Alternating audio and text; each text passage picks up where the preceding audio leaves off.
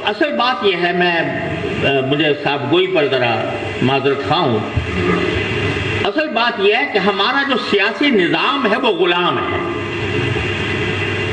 سیاسی نظام آزاد نہیں ہے۔ سیاسی نظام کیونکہ غلام ہے،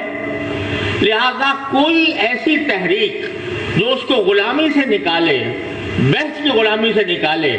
اور خود مختاری عطا کرے، وہ سیاسی سطح پر کامیاب نہیں ہو رہی۔ سیاسی سطح پر کامیاب نہیں ہو رہی، اس لیے نہیں ہو رہی کہ سیاسی سطح پر ہم پر غلامی مسلط ہے۔ ہم IMF کے بغیر نہیں چل سکتے،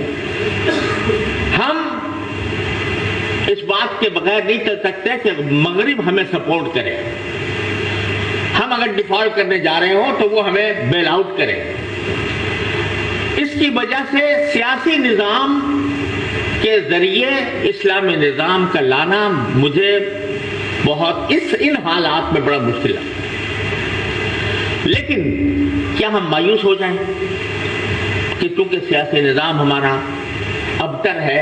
لہذا ہم ہاتھ پر ہاتھ رکھ کے بیٹھ جائیں، مایوس ہو کے بیٹھ جائیں؟ خوب سمجھ لیجئے کہ دنیا میں جو انقلابات آتے ہیں وہ صرف حکومت کے ذریعے نہیں آتے، وہ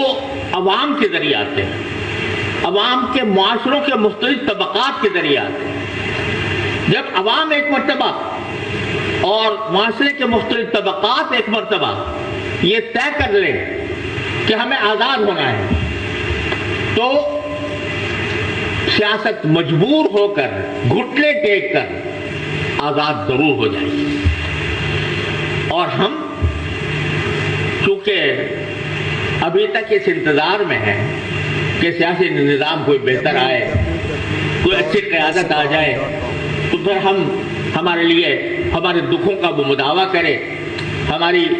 تکلیفوں کو دور کرے، اس انتظار میں ہم بیٹھے ہوئے ہیں۔ الیکشن پر الیکشن ہوتے جا رہے ہیں اور ہر الیکشن میں دھاندلی کے نعرے بلند ہوتے ہیں، پھر الیکشن کا مطالبہ ہوتا ہے، یہ سلسلہ چل رہا ہے۔ اس صورت میں میں اس وقت جو گزارش کرنا چاہتا ہوں وہ یہ ہے کہ ہمارے معاشرے کے جو مختلف طبقات ہیں وہ سیاست سے قطع نظر کر کے ملک و ملت کی فلاح و بہبود کے لیے اکٹھے ہوں، جمع ہوں، سوچیں اور سوچ کر راہ نکالیں کہ ہم کس طرح اس غلامی سے نکل سکتے ہیں۔ مثال کے طور پر یہ سودی کا معاملہ ہے، ٹھیک ہے سیاسی سطح پر اس معاملے میں سرد مہری ہے اور وہ کوئی سنجیدگی کے ساتھ قدم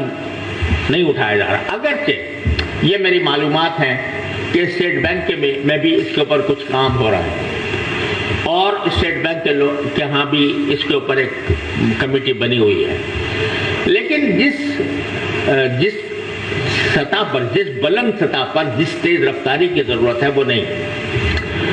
لیکن میں کہتا ہوں کہ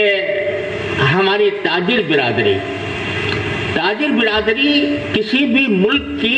شہرت ہوتی ہے۔ اگر تاجر برادری مضبوط ہے اور وہ اپنے سامنے ملک و ملت کی فلاح و بہبود کا نقشہ رکھتی ہے تو بالآخر وہ سیاست کو بھی مجبور کر سکتی ہے کہ وہ صحیح راستے پر آئے۔ تو میں یہ سمجھتا ہوں کہ جیسے دنیا میں تھنک ٹینک ہوتے ہیں وہ اس بات پر غور کرتے ہیں، طویل المیعاد لانگ رن پالیسیز کے اوپر غور کرتے ہیں اور اس میں یہ طے کرتے ہیں کہ ہمیں کس طرح مرحلہ در مرحلہ آگے بڑھنا ہے۔